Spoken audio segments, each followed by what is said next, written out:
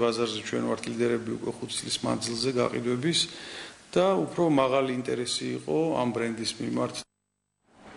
მთავრობის კანცელარიაში ამ წუთებში სამთავრობო კომისიის ხდომა მიმდინარეობს, რომელიც ინფრასტრუქტურული პროექტების განხორციელებასთან დაკავშირებით წარმოქმნილ პრობლემებს შეისწავლის. ხდომას მინისტრი დავით ნარმანია წარუძღვება, რომელიც ამ კომისიის თავმჯდომარეა.